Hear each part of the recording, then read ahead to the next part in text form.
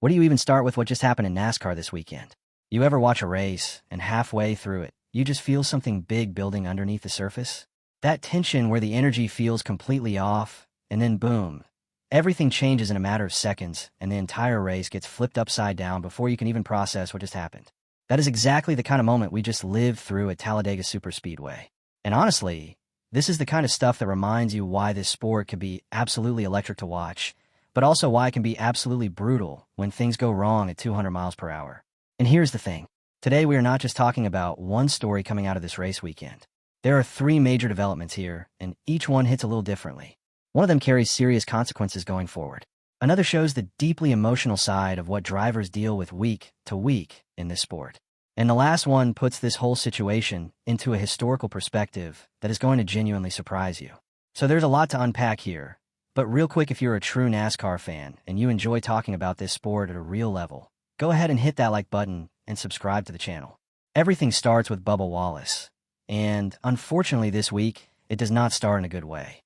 The big one struck on lap 115 of Sunday's NASCAR Cup Series Jack Link's 500 at Talladega Superspeedway, triggered the front of the field when race leader Bubba Wallace received a strong bump from Ross Chastain at the end of the back straightaway, sending Wallace's number 23 Toyota sideways toward the outside safer barrier directly in front of Cole Custer. And we're talking about a moment every NASCAR fan recognizes instantly. The big one. With the field tightly packed behind him, drivers had no time or space to react, and what started as a push gone wrong on Bubba Wallace quickly turned into a textbook big one that was sudden, violent, and impossible for much of the field to avoid. Cars stacking up, nowhere to go, smoke filling the entire track so thick that drivers behind were essentially guessing and hoping at 200 miles per hour. Among the many drivers involved were Connor Zilisch, Ty Gibbs, Daniel Suarez, William Byron, Carson Hocevar, Eric Jones, Ryan Blaney, and Kyle Larson, while Kyle Busch, Josh Berry, and Shane Van Gisbergen also received significant damage in the chaos. Officially, 26 of the 40 cars entered were collected in the incident. That is more than half the entire field wiped out in seconds. Now here is where it gets serious beyond just the wreck itself. NASCAR reviewed the incident thoroughly, examining everything from the push sequence between Chastain and Wallace to the positioning and decisions made in those final moments before contact. The sanctioning body was not simply brushing this off, as Talladega being Talladega. They were looking at throttle input, positioning, intent, and the full sequence of events leading up to the moment Wallace got turned. And, depending on what the full review concluded, the conversation around penalties ranging from fines to points deductions was very real in the days following the race. That is a significant thing because superspeedway racing is always aggressive by its very nature.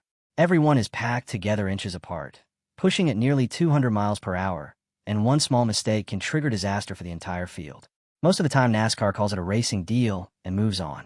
But when 26 cars are collected and major championship contenders lose an entire race day of points, the pressure to examine what happened increases significantly. And to his credit, Wallace did not run from any of it. After being evaluated and released from the infield care center, Wallace said his Xfinity Toyota Camry was a little unstable getting pushed, but manageable, and that maybe the hit was too hard, and that they need to debrief and figure out how to be pushed better going forward. He owned the moment publicly and immediately, which is not something every driver does in the middle of that kind of chaos. But you could hear the genuine frustration underneath the composure. This was already his second DNF of the season, and that kind of thing quietly kills your momentum when you're trying to build consistency across a 36-race championship battle. Now here's where you really feel it from a fan's perspective. Because coming into Talladega, Wallace was actually building something genuinely promising in 2026. Through the first 6 races of the season, Wallace sat third in the standings with 4 top 10 finishes, 0 DNFs, and 86 laps led, with an average finish that screamed consistency and a profile that had people saying he was due for a win at any moment. He was being clean, he was being fast, and the 2311 racing equipment was clearly capable of winning races on any given Sunday. But his 2311 racing teammate Tyler Reddick had gone out and become the first driver since the legendary Dale Earnhardt in 1987 to win 5 of the first 9 races of a Cup Series season, creating an internal pressure that nobody inside the organization was ignoring. Wallace spoke openly about watching his teammate make history, saying he had no why-him feelings and no jealousy, but that the honest question sitting in his mind was simply, when is it our turn? That is real. That is the kind of honest answer that resonates with anyone who has ever worked incredibly hard towards something and watched someone right next to them get there first. And then something like this happens at Talladega, and it just knocks you completely back again. All the momentum, all the consistency, all the work put in over 9 races, wiped out in 3 seconds through no real fault of your own.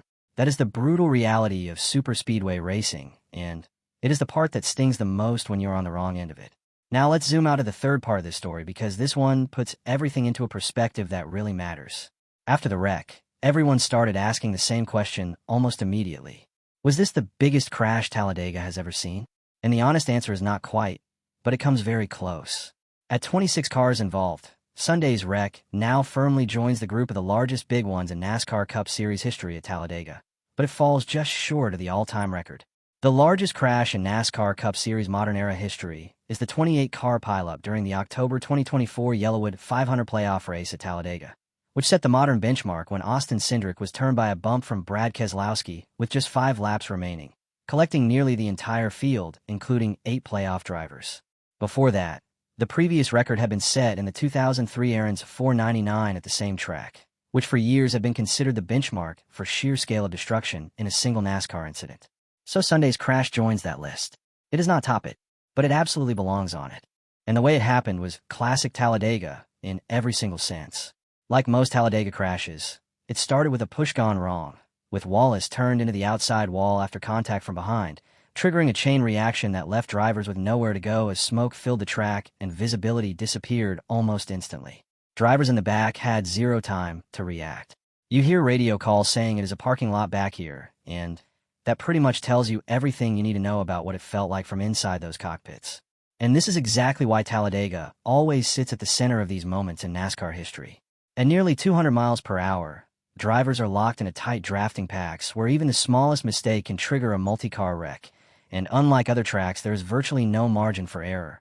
One mistimed push, one blocked lane, one wrong move in the draft, and history is always just one moment away. So when you put all of this together, the massive 26-car wreck, the NASCAR review of the incident, the emotional fallout for Wallace personally, and the historical context of where this crash ranks, this was not just another Talladega moment. This is the kind of event that can genuinely shift an entire season in one afternoon.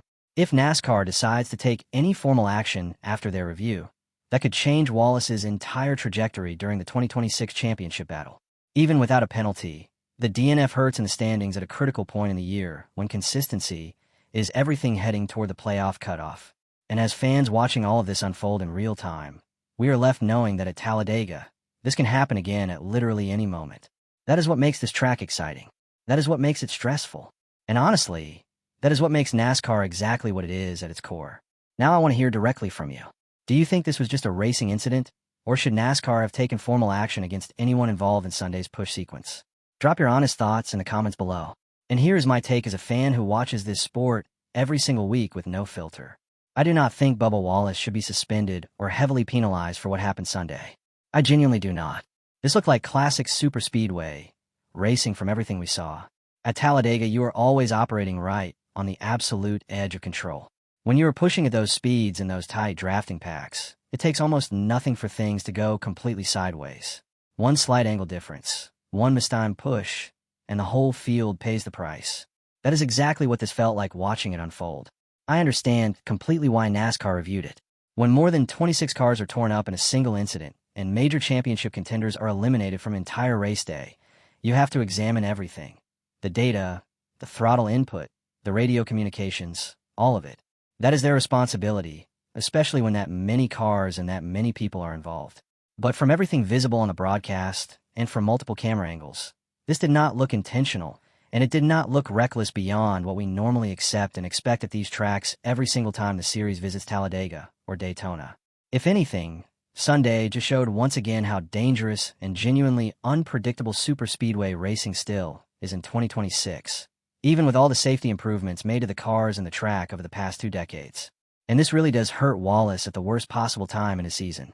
He was sitting 8th in the championship standings through 9 races with multiple top 10 finishes already banked, quietly building the kind of consistency that keeps you in playoff contention deep into the summer stretch of the schedule. He was running up front more regularly. The 2311 racing equipment was clearly capable of winning races, and it genuinely felt like he was getting closer to that breakthrough moment.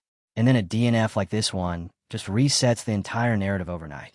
That is the part that frustrates me most as a fan watching this.